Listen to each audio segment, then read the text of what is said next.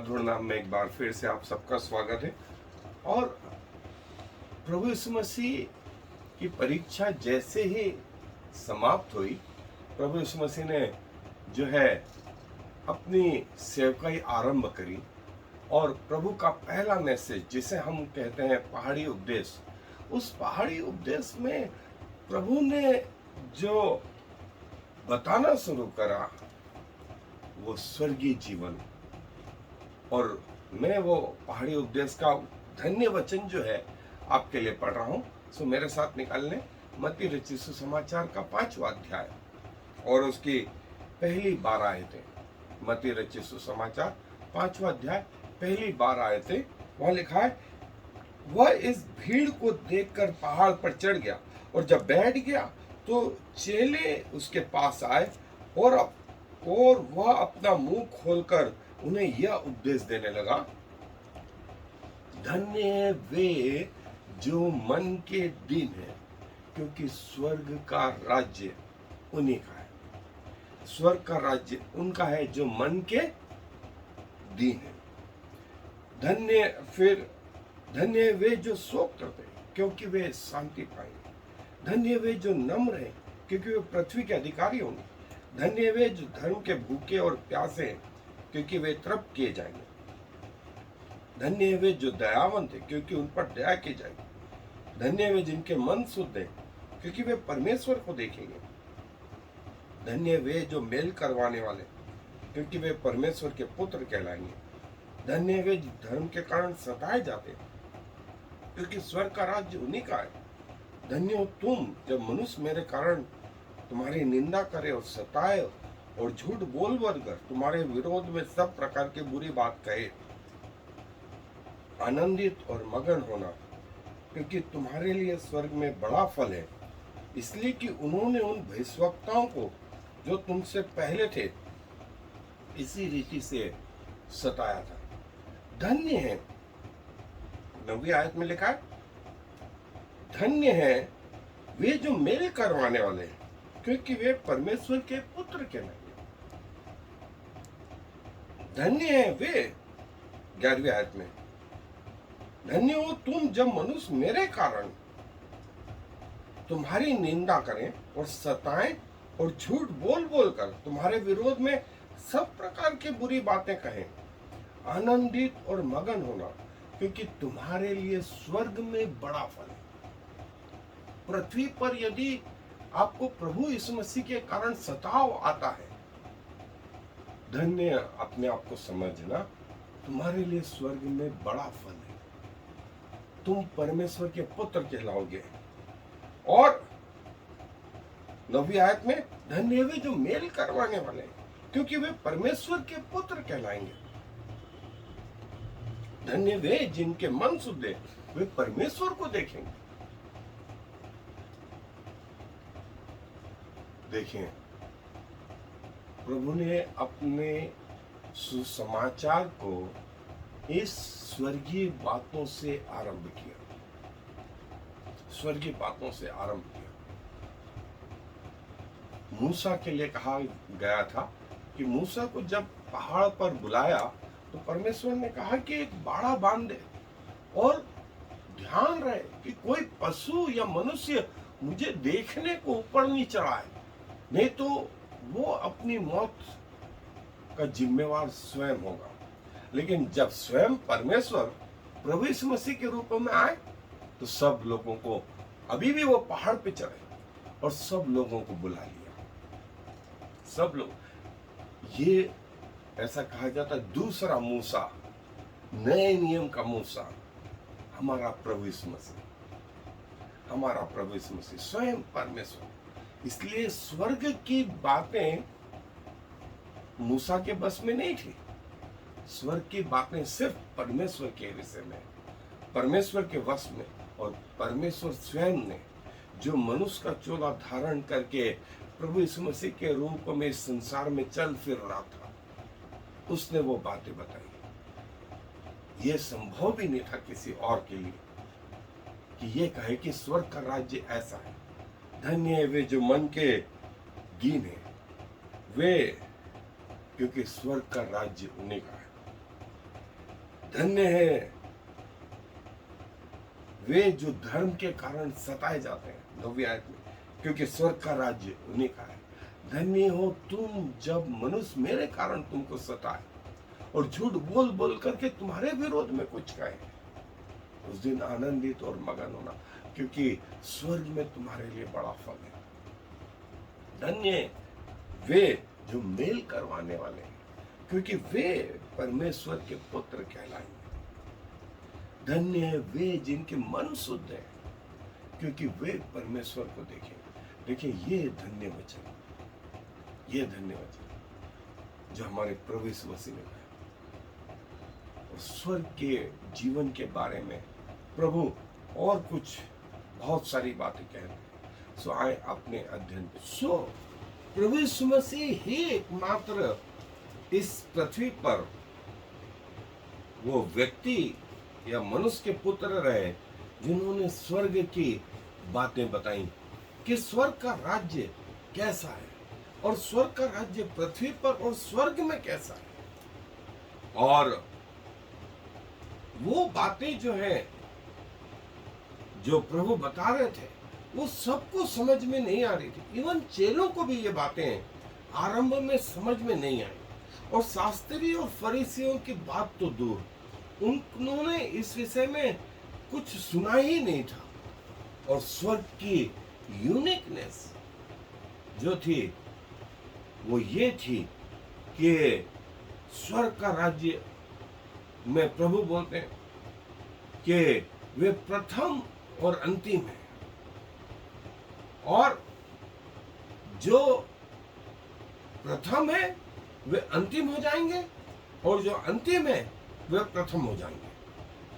प्रभु ऐसा भी बोलते हैं, खुद के विषय में बोलते हैं कि वे प्रथम और अंतिम है, और लोगों के विषय में भी जो हमको लगता है आज पहली लाइन में है, हो सकता है वे आखिरी लाइन में हो, और जो आखिरी लाइन वाले हो वो मालूम पड़ा पहली लाइन में। और जो हमने वचन देखा मत्ती रचित सुसमाचार, प्रभु यीशु मसीह ने जो वचन कहे, धन्य वचन, अपनी सेवा का आरंभ प्रभु ने जो है इससे किया, स्वर्ग का राज्य। और प्रभु ने बताया कि सबसे महत्वपूर्ण जो है आज्ञा क्या है। सो प्रभु ने कहा, जब एक व्यक्ति ने उनसे पूछा था कि बाइबल की सबसे महत्वपूर्ण आज्ञा क्या है, तो प्रभु ने कहा कि तू अपने परमेश्वर को अपने संपूर्ण मन, अपने संपूर्ण प्राण, अपने संपूर्ण जीवन से प्रेम कर। और इसी के समान जो है दूसरी यह कि अपने पड़ोसी से अपने समान प्रेम कर। और फिर प्रभु ने एक फरीसी का और एक जो है टैक्स लेने वाले का उदाहरण दिया। फरीसी परमेश्वर के मंदिर में आकर के कहने लगा, मैं उपवास रखता हूँ, मैं जो है तेरे भवन में आता हूँ, भजन गाता हूँ, वचन पढ़ता हूँ, और इस टैक्स कलेक्टर के समान नहीं हूँ। लेकिन वो जो टैक्स इकट्ठा करने वाला था उसने अंदर जाना भी उचित नहीं समझा, बाहर खड़े रह करके ही अपनी छाती पीटी और कहा, प्रभु मेरे पापों को क्षमा कर। प्रभु ने कहा कि वो अंदर जो धार्मिक व्यक्ति खड़ा था, प्रभु परमेश्वर ने उसकी नहीं, लेकिन जो बाहर वो व्यक्ति खड़ा था जिसने अपनी छाती पीटी थी, उस पर उसकी बात को, उसकी प्रार्थना को सुना। और फिर प्रभु के सामने एक स्त्री को भी लाया गया था जो व्यभिचार में पकड़ी गई थी, और लोगों ने उसके ऊपर पत्थर मारने के लिए वे आए थे। लेकिन प्रभु से पूछा कि प्रभु, व्यवस्था में लिखा है कि ऐसी स्त्री को पत्थरवा करके मार डाला जाए, तू क्या कहता है? प्रभु यीशु मसीह ने कहा, तुम में जो निष्पाप हो वो पहला पत्थर इसको मारे। सब एक एक करके चले गए, क्योंकि एक भी व्यक्ति निष्पाप नहीं है।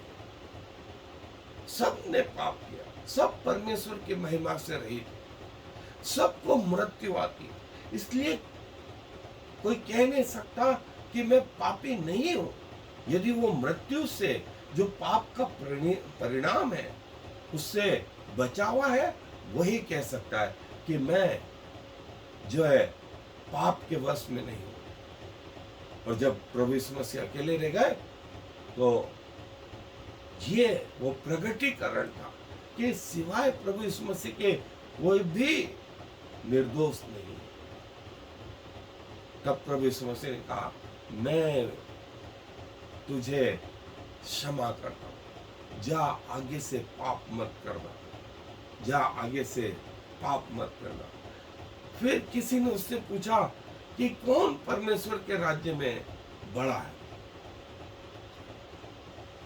प्रभु ने कहा, जो पृथ्वी के राज्य है, यहाँ पर जो सबसे बड़ा है वो अपनी सेवा करवाता है, लेकिन परमेश्वर के राज्य में इसका विपरीत है। जो बड़ा है वो सेवा करता है।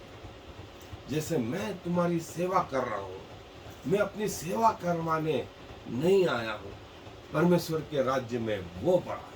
फिर लूका रचित सुसमाचार में प्रभु ने कहा कि पिता जो है अपने उस बेटे के लिए हमेशा रोड पर देखता रहता है कि जो बेटा मेरा खो गया है, जो बेटा मेरा दूर चला गया है, वो एक दिन लौट के आएगा। और जब वो लौट के आया, पिता की खुशी का ठिकाना नहीं रहा। लेकिन बेटे ने कहा, मैं आपके बेटे जैसा रहने के योग्य नहीं हूं, मुझे तो एक दास के रूप में ग्रहण कर ले। लेकिन पिता ने कहा, नहीं, जो खो गया था वो मिल गया है। सो आओ मेरे आनंद में सहभागी, आओ मेरे आनंद। ये वो पिता का नेचर है। और स्वयं प्रभु यीशु मसीह ने जो है चेलों के पांव धोए और ये कह करके ये एग्जाम्पल बताया कि मैं गुरु और रब्बी हूं। ये सच है, लेकिन गुरु और रब्बी होकर के भी मैं यदि तुम्हारे पांव धोता हूं तो तुम्हें भी एक दूसरे के पांव धोना चाहिए। सो ये वो nature of kingdom of God का पहला हिस्सा। और फिर ये था, प्रभु ने कहा कि चेलों से मत्ती रचित सुसमाचार के 28वें अध्याय में कि जगत के छोर तक जाओ, जगत के छोर तक जाओ। जो कोई विश्वास करेगा वो अनंत जीवन पाएगा। उन्होंने पिता, पुत्र और पवित्र आत्मा के नाम से बपतिस्मा लिया। जगत के छोर तक जाओ, परमेश्वर के राज्य का प्रचार करो। और परमेश्वर का बेटा इस संसार में इसीलिए आया। और दानियल नबी की पुस्तक के 7वें अध्याय उसकी 9 से 14 आयत में दानियल ने यही दर्शन देखा। और जिसे सारा राष्ट्र, पृथ्वी के सारे लोग उसकी आराधना कर रहे थे। और जो है मत्ती रचित सुसमाचार के उस 24वें अध्याय में प्रभु यीशु मसीह ने कहा कि अंत के दिनों में ऐसा होगा, तुम परमेश्वर के पुत्र को ऊपर आकाश में चढ़ते और वापस आते देखोगे तो मालूम नहीं क्या करोगे। लेकिन ऐसा होने वाला है। और परमेश्वर ने वो बताया कि गेहूं के साथ जंगली पौधे जैसे बो दिए गए। गेहूं अच्छा बीज परमेश्वर के लोगों ने बोया, लेकिन जंगली बीज शैतान और उसके लोगों ने बो दिया। दोनों साथ साथ बढ़े। और कटनी के समय में प्रभु ने कहा, जंगली पौधों को अलग करो और उन्हें आग की भूसी में जला डालो, जो कभी नहीं बूझते। सो मत्ती रचित सुसमाचार के 21वें अध्याय में प्रभु यीशु मसीह अपने मृत्यु के बारे में कहते हैं। और वो ये कि कैसे जो है इजरायली लोगों से राज्य लेकर के अन्य जातियों को जो प्रतिफल देती हैं उनको दे दिया जाएगा। और देखिए पिछले 2000 साल में यही हुआ। गुरु जो है गुण दे गए और चेले सब करोगे। प्रभु ने फिर मत्ती के 22वें अध्याय में उसकी 1 से 14 आयत में वो भोज का दृष्टांत दिया कि स्वर्ग के राज्य में कैसा होगा। भोज पर उस व्यक्ति ने जो है सबको बुलाया, लेकिन जो न्योताहारी थे सब बहाने बनाकर चले गए। तब भोज के अधिकारी ने कहा, जाओ बाजार में निकल जाओ, सड़कों पे जाओ, चौराहों पे जाओ, जो मिले उसको लेके आओ कि मेरा घर भरा रहे। और जब वो आया तो एक व्यक्ति ऐसा था जो भोज के वस्त्र नहीं पहना था। उसने कहा कि हे मित्र, क्या हुआ? उसके पास उसका कोई जवाब नहीं था। तब भोज के स्वामी ने कहा, इसको यहां से निकालो और उस आग में डाल दो जो कभी नहीं बुझता। स्वर्गीय राज्य की ये जो है प्रभु ने इस उदाहरण के द्वारा समझाया। फिर प्रभु ने कहा, तुम मेरे गवाह हो, तुम मेरे गवाह हो, तुम पृथ्वी के नमक हो, तुम पृथ्वी की ज्योति हो। और फिर प्रभु ने एक और चीज कही, वो ये कि तैयार रहो, विरोध सहने के लिए तैयार रहो।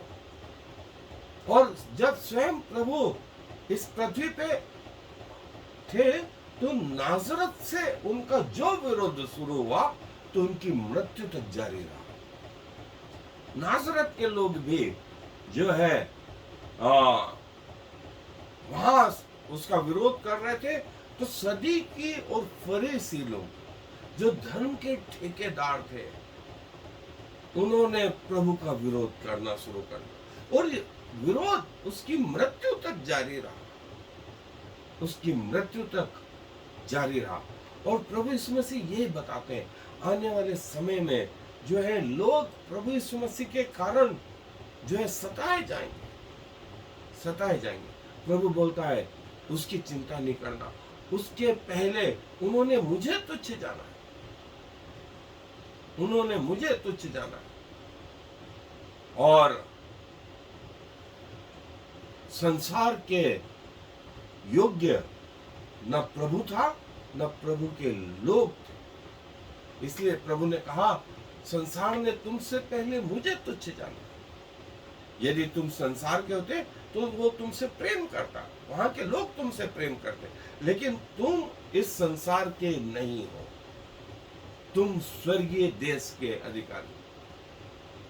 और प्रभु ने जो है इन धर्म के ठेकेदारों को सीधा सीधा कहा, हे झूठे भविष्यवक्ताओं, हे दिखावटी पुरुषों।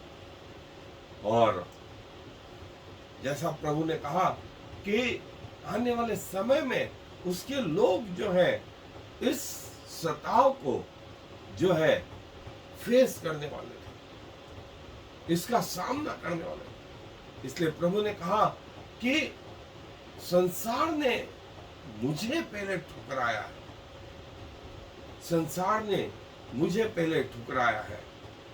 और तैयार रहो, तैयार रहो, क्योंकि मैं तुम्हें लेने फिर से आने वाला हूं, मैं तुम्हें लेने फिर से आने वाला हूं। इसलिए जो है अपनी आंखों को खुली रखो और तैयार रहो, और धीरज के साथ, विश्वास के साथ अपनी मृत्यु तक जो है परमेश्वर के प्रति वफादार हो। प्रभु यीशु मसीह ने इसको समझाने के लिए मत्ती रचित सुसमाचार 25वां अध्याय 1 से 13 आयत में उन 10 कुंवारियों का उदाहरण दिया, जिसमें 5 समझदार थी और 5 मूर्ख थी। समझदारों ने तैयारी करी कि जब भी दूल्हा आएगा वो उसके साथ चली जाएंगी। मूर्खों ने वे सो गई, कोई तैयारी नहीं। और देखो दूल्हा रात में आया, रात में आया। तो जो समझदार थी वे तो चली गई, और जो मूर्ख थी वो रह गई, वो रह गई। और पृथ्वी के अंत में भी ऐसे ही हो। और प्रभु ने ये भी कहा मत्ती रचित सुसमाचार का 25वां अध्याय 14 से 30 आयत में कि जो तोड़े तुम्हें दिए गए उनके हिसाब मांगे जाएंगे, उनके हिसाब मांगे जाएंगे। सो उन तोड़ों का हिसाब देने के लिए तैयार है। फिर प्रभु ने बकरों और बकरों और भेड़ों को जो है अलग अलग करने वाला दृष्टांत मत्ती रचित सुसमाचार के 25वें अध्याय में प्रभु ने कहा कि भेड़ों को बकरियों से अलग करो, और भेड़े वे जो प्रभु के राज्य में जा रही, और बकरियां वे जो नरक में जा रही। और कौन भेड़े हैं और कौन जो है बकरियां हैं, आप यहाँ पढ़ सकते। फिर धन्य दास जो रात में भी तैयार रहता है कि उसका स्वामी आए तो उसको भोजन करा पाए। आने वाला प्रभु यीशु मसीह ने लूका रचित सुसमाचार में बताया कि वह कैसे अचानक आ जाएंगे। कोई जन सो रहा होगा, कोई जो है खेतों में होगा, कोई चक्के पीस रहा होगा, कई जगह शाम का समय रहा होगा। और प्रभु ने जो फाइनल जो है राज्य अपना बताया प्रकाशित वाक्य 22वां अध्याय 8 से 21 आयत में। आपको बहुत अच्छा लगेगा जहां ये लिखा है कि वे मेरे लोग होंगे, वे मेरा मुंह देखेंगे। फिर वहां रोना नहीं होगा, वहां बीमारियां नहीं होंगी, फिर वहां मृत्यु नहीं होगी, और युग युगान से युग युगान तक आप परमेश्वर के संगति में रहेंगे। कितना जबरदस्त प्रभु की प्रतिज्ञा। So nature of God kingdom, प्रभु इस गैलेक्सी के ऊपर है, गैलेक्सी के ऊपर है। प्रकृति के द्वारा भी प्रभु अपने आप को प्रकट करता है, और प्रभु का राज्य जो है वो इन सब से ऊपर है, इन सब से ऊपर है।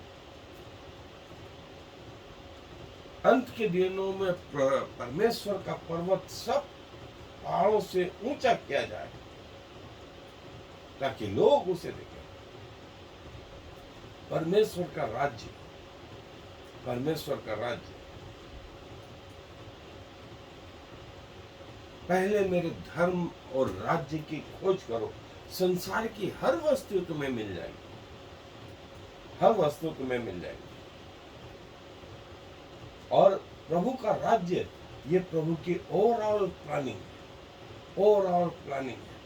उसने अपने दासों को कहा, अपने दासों को कहा, पुराने नियम में अपने आप को प्रकट कर, नेचुरली सुपर नेचुरल, ये प्रभु का राज्य। और प्रभु के राज्य की भाषा पुराने नियम में प्रभु यहोवा करके प्रकट हुआ था। सिने पर्वत पर ये लोग इकट्ठा, एक टाइम 20 लाख लोग, और प्रभु यीशु मसीह का समय, और आज पवित्र आत्मा का समय, लॉ का समय, फिर पैशन का समय, और फिर ग्रेस का समय। यहां तक इस रीति से पहुंच गया। और ये नरक के अलग अलग हिस्से, वेपन ऑफ द एक्यूजर, शैतान के जो है तरीके, और ये परमेश्वर के हथियार। जो वचन हमने देखे थे, धन्य वचन, धन्य वचन। प्रभु ने अपनी सेवा यहां से आरंभ करी। स्वर्ग का राज्य, स्वर्ग का राज्य अनंत काल के लिए, वो कुछ सालों के लिए तो नहीं, वो कुछ सालों के लिए तो नहीं। परमेश्वर और मनुष्य में ये बड़ा फर्क है। सो अपने आप को उस राज्य के लिए तैयार करें, समर्पित करें कि जब प्रभु आए तो वो हमें विश्वास योग्य पाए। आए दुआ। प्रभु जी धन्यवाद देते हैं कि आप हमसे स्वर्गीय भाषा में, स्वर्गीय स्तर की बातें नहीं कर, आप हमें मनुष्य की भाषा में, मनुष्यों के स्तर तक आकर के आपने अपने आप को इतना नम्र और दीन किया, और यहाँ तक आज्ञाकारी रहे कि मृत्यु वरन क्रूस की मृत्यु भी सही, ताकि आपके मृत्यु से हमें जीवन मिले।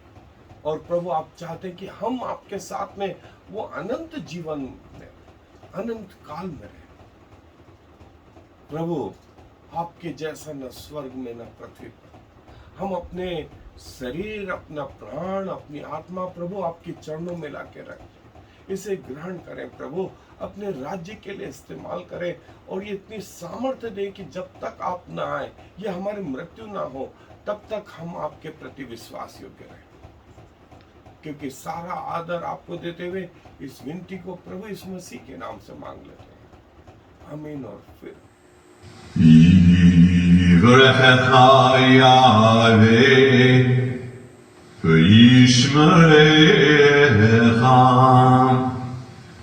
Ya'er Yahweh v'yichunecha,